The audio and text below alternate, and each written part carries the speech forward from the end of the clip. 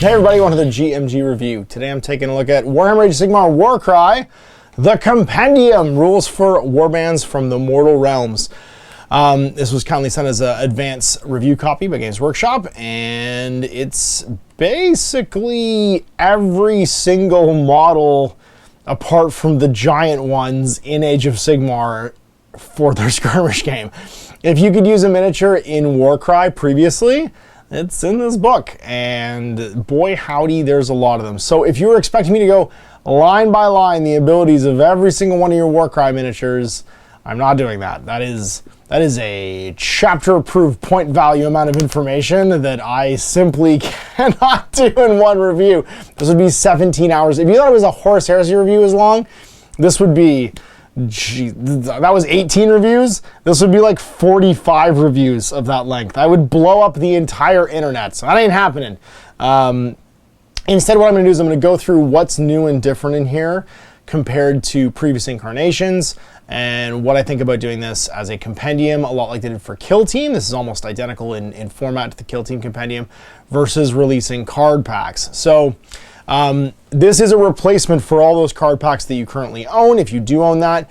And if you don't remember the initial release of Warhammer WarCry, it's worth remembering that it effectively was only 8 warbands in the beginning, only 4 or 5 of which were released at the outset of the game, and it was mostly an arena combat game. There was a campaign system. It was kind of an afterthought, and there was sort of, it felt hurried, but there was sort of a whole separate design sphere that happened shortly after the release of the game, probably within 6 months, adding miniatures from the world of Age of Sigmar into the setting. It did feel a little shoehorned in because the setting for WarCry was the 8 points, which was basically just a giant chaos city where various warbands are vying for the powers of the attention of the chaos powers. And I think there was a realization kind of like maybe a few months after the release of WarCry where it's like, well, it worked really well for Kill Team where people could go, oh, here's that box of miniatures I've always wanted to paint, but I didn't want to build a whole Age of Sigmar army around. I didn't feel like painting 100 of these, but I'd love to paint like one box of 10. Why don't we do something that lets people do that and play in WarCry? And so these card packs came out that let you basically play with a couple boxes of miniatures and have a warband for WarCry.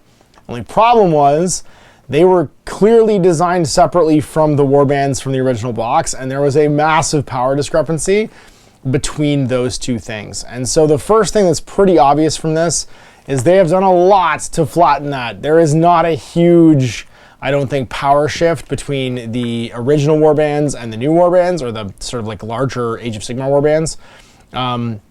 And what's been done is a lot of these warbands that were the original warbands, like the Untamed Beast, have been brought up to be a little bit more powerful, whereas the Age of Sigmar warbands have stayed relatively consistent.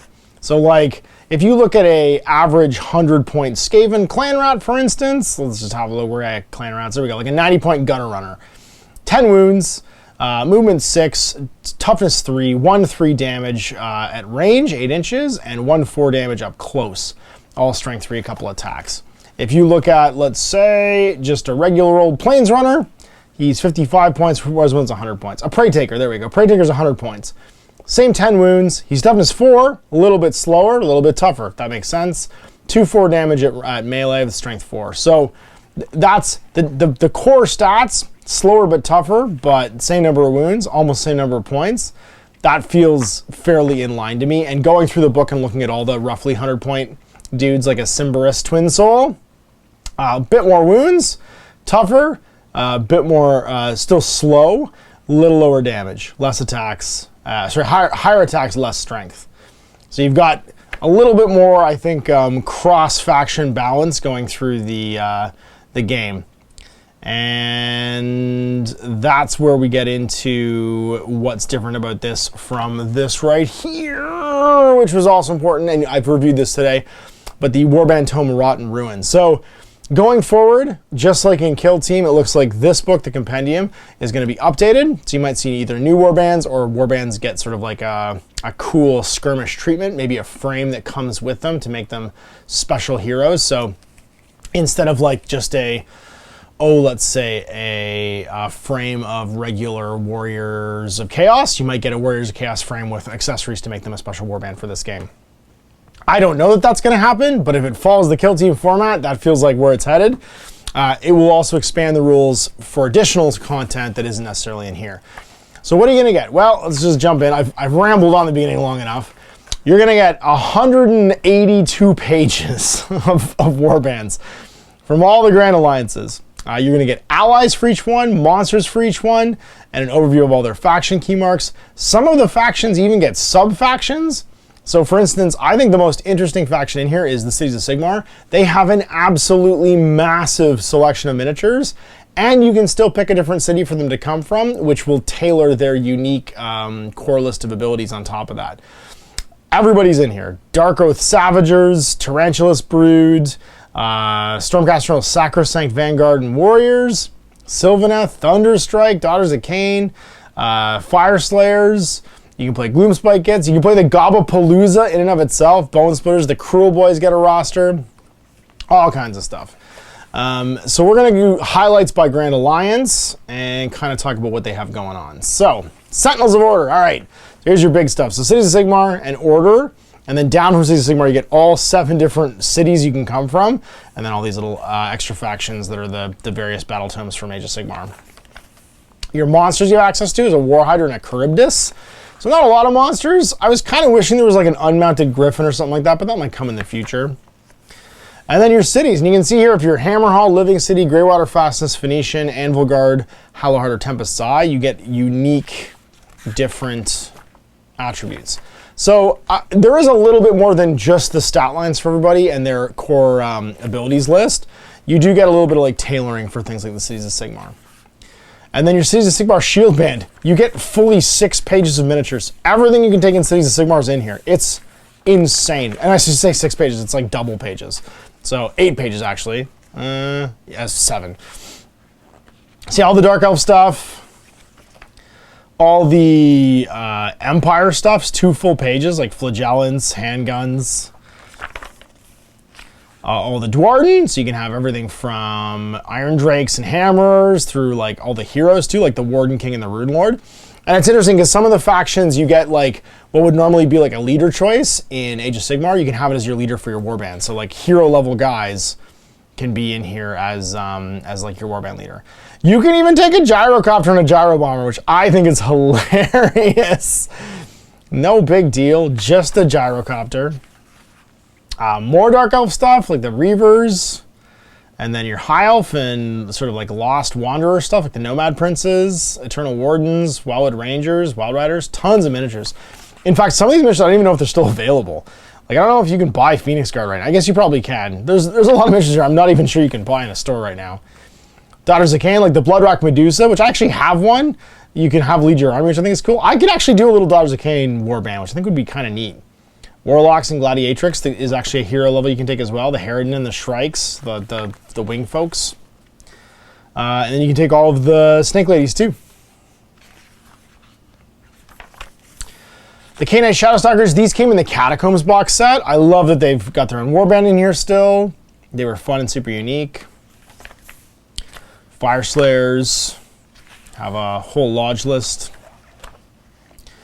So you have your fighters and hero abilities. The heroes get their own abilities. And I like that. Again, this is the thing that makes them unique from, let's say, the Shadowstackers. They just get core abilities, right? Because it's such a hero-driven faction, the heroes get their own entire like list of stuff they can do on top of the regular fighter abilities as well. I think that's a really neat like variation. So there's some thought like given to all of this. Same with the Idneth. They get hero abilities and fighter abilities. All their heroes can do special stuff. And the Overlords. And that's what makes you unique kind of as a faction. Now the one thing you're going to notice you don't get in here, which you get in Rotten Ruin, there's no unique reaction for each faction. I wish that, it's not a lot, I wish they'd taken the time to give them that, but I guess they needed to hold some stuff back for the Warband tomes to make them kind of like of higher value. But I feel like the quests and the items and stuff were good enough. Giving you a unique reaction, I think, would have at least made the factions feel a little more special. Your Lumineth. Seraphon, you can literally have a Slan And he's not even that many points. I think that's amazing.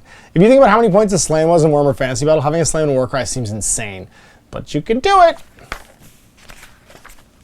All the Thunderstrike Stormcast, Warrior Chamber, Sylvaneth. Alright, we're into Agents of Chaos. Now, you'll notice there was no allies for Order. And I'm bummed, because I still have my favorite WarCry miniature of all time.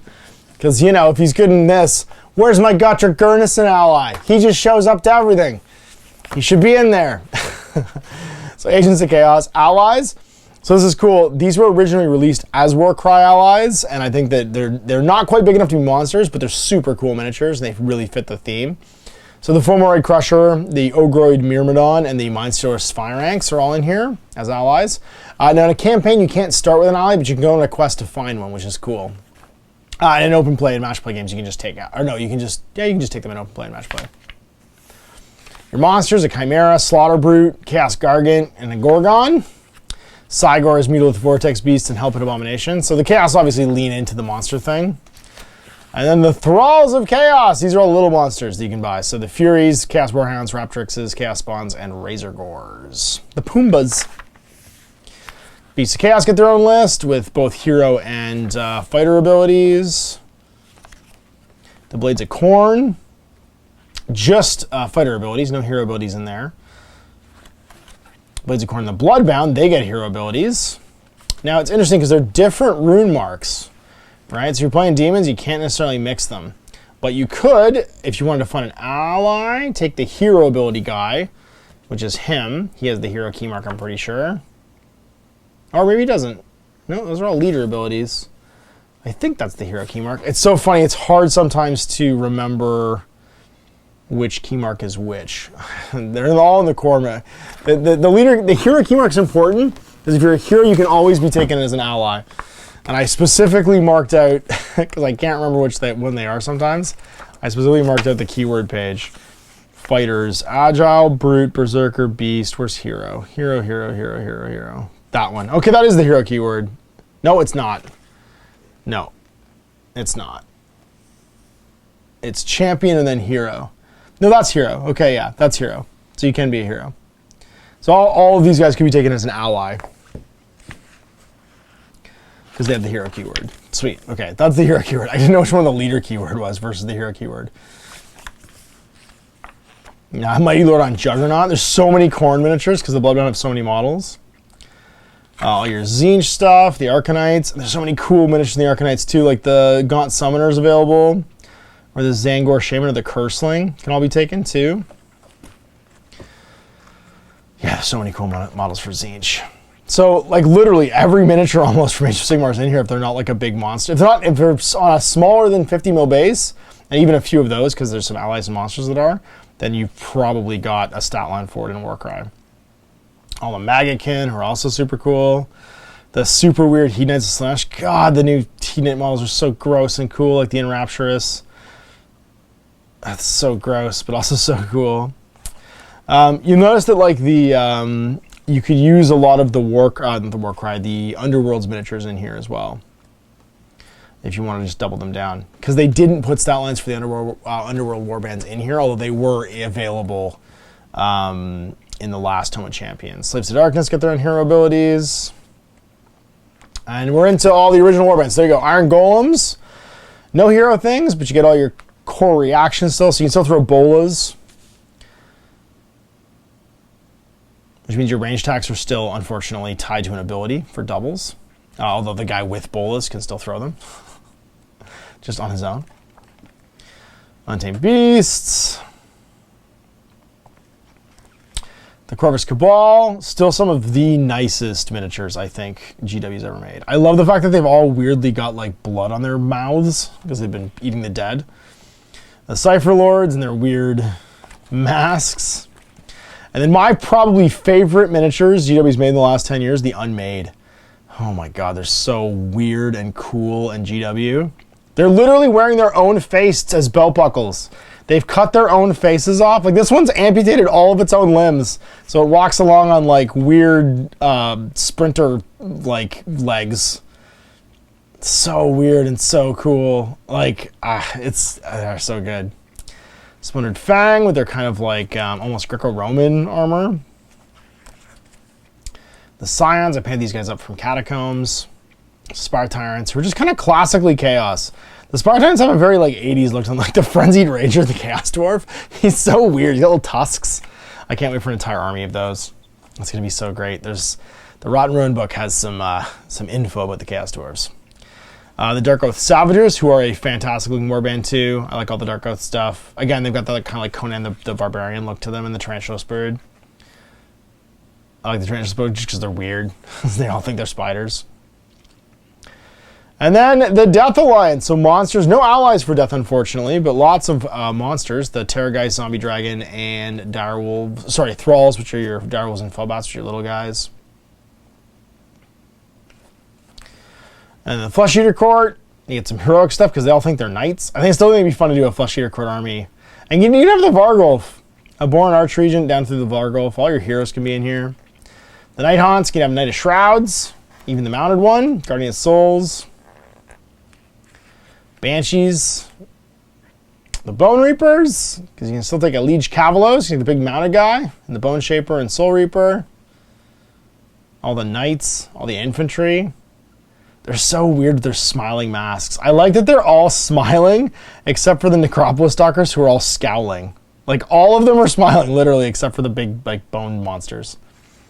And the Grave Lords, you know, Vampire Lord, Necromancer, and White King. You could actually make a really cool warband out of this stuff from Cursed City. And all the Cursed City stuff's in here. So the Vargskir, the Verkus Bloodborne, and the Kursagi Night Guard as units, Blood Knights. And they're not heroes. So it has to be led by a Vampire, a Necromancer, or a White King, it looks like. Or a White King, a Spectral Steed, or a Vargoyle. Or a Castellan. You could have a Knight leader too. And then Destruction. So lots of monsters. Getting a Gargant, or an Arachnarok, because why not? Or a Troggoth, a dank old Troggoth. And then your Thralls of Destruction, you can take a Fellwater Troggoth or a Rockgut Troggoth, which is a Thrall, which is kind of cool. And then your Warbands are things like the Gits, and the Gits can have everybody. Loon Boss on Cave Squig. The only thing you can't have is the Mangler. But you have a Scuttle Boss, a Spider Rider Boss, Squig Hopper Boss, Banner Boss, or Moon Clan Boss. And then all the Goblins, including Cave Squigs, Squig Hoppers, Bounders, Fanatics, all the little goblins, sneaky snufflers. Or the Gobblepalooza. Just take a Gobblepalooza, and they're all allies. So they get their own allies, basically, that are the special guys. So the Shrewmancer, Brewgut, Spiker, Scaremonger, and Boggleye count as allies, and they can all be hired in. Which I think is awesome.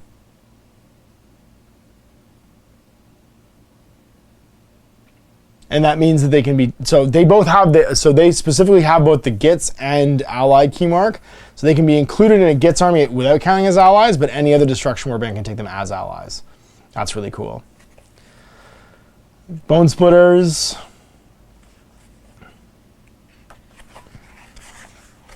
Iron Jaws. The big boys. And the Cruel Boys. I'm excited for the Cruel Boys. I think they make a really cool looking warband, especially considering you're fighting in the Gnarlwood. And you could be in the swamps and stuff like that. So your Swamp Collar Shaman, all your Merc Knobs and Killabosses, even the Gnashtooth one can be in there. And then your Gut Rippers and Bolt Boys can both be units. So they're actually really tough. If the basic Gut Rippers, oh man. 75 points, 15 wounds. They're super tough. The Pot Grat and the Slittas can all be there too. And then the Maw Tribes, the biggest of the big. Oh my god. Your basic guy, the cheapest guy comes to Noblar at 48 points. But even your like basic dude, the Gluttons, are 200. Holy moly. You get hero abilities. You can take all the heroes, Hunters and Firebellies and Butchers and Tyrants. A Skalg, a Crusher, a Gutlord, a Thunder Fist. And then you can copy the roster sheets. If you just have the core rulebook, you can photocopy out of here to play. And hero and fighter cards for your whole 20-man roster. And that's it. WarCry the Compendium. So I'm hoping this core book becomes available relatively early, even if it's available along the launch. I don't know, because I never know what the actual release looks like until it goes live. I'm just checking out the contents. But But this compendium obviously will bring anybody who's an existing WarCry player into the current edition of the game. And will kind of, I don't want to say get you by, because there's a lot in here, but allow you to play with your old warbands, waiting for maybe them to get a warband tome of their own, or maybe some White Dwarf expansions with like quests and stuff like that. So I'm excited. They might even do, I could see them doing like a single book for the 8 points characters, you know what I mean? Or even like separate books for like the Grand Alliances maybe. That might make more sense than doing like the 2x2s, because then they could release new warbands with the 2x2 books and kind of bring the Grand Alliances up. But if you own an Age of Sigmar army, you want to try WarCry, you have an army. Like, I can't think of a miniature that's in here that's like a basic foot guy from one of the different armies in this game that doesn't have stats for WarCry now. So you're pretty much ready to rock and roll with what's in this book. What have they held back? They've held back the unique artifacts and abilities. You're just learning the universal ones from the core book, and unique reactions using the core ones from the core book. But that's not going to stop you from getting the unique ones from all the different quests, or playing with all the content that comes in the starter set, you know, with your own unique warband basically, and still learning those skills and abilities. So I'm pretty excited. I think that all the missing ingredients from WarCry were here, and I have tons of like kind of half-baked projects from Age of Sigmar that could very easily be turned into WarCry, warbands. The ally stuff I think is really cool, and it still functions really well as like a basic arena matched play skirmisher. So you can still have a great time not playing narratively and doing like fun mix and match warbands, like the Palooza thing showing up in different destruction warbands as allies. You can have 3 allies in a warband. Or even like just the Cities of Sigmar one, where you have this massive list of models that you can mix and match to make like a cool kind of like dark #28 like Blanchitsu style warband. So yeah, there's lots of meat on the bone here to check out and create some new sort of like adventuring companies for Warhammer WarCry, and I'm kind of pumped for it. I'm here for it. And I'm going to paint some terrain and paint some models, and you get to see the Let's Play with the starter set coming up soon. And we're going to play through the 3 missions of Rotten Ruin, not Rotten Ruin, of the core book to get us started, and then probably make some new sort of like unique warbands for the new edition to try it out. So big thanks for watching. We'll see you for more GMG reviews in the future. It's on Ash. Have a good night. Hey there, I hope you enjoyed that video. There are tons of other games already recorded for you to watch. Click over to my channel page if you haven't already, and have a look through the dozens of playlists full of videos. I guarantee you'll discover a game you haven't seen played before. I put out new videos 7 days a week, and every day is themed to a different genre as I continue to explore the wider world of gaming. Of course, none of that's possible without you, the viewer, so click a like and subscribe if you'd like to stay on top of what's happening here daily. My 2 kids and I are massively grateful to be able to have the flexibility of this job so I can always maximize my time with them. If you want to support me continuing to put out this content, it's only possible because of my amazing backers on Patreon who support the studio, equipment, and model cost, as well as being how I make the bulk of my living.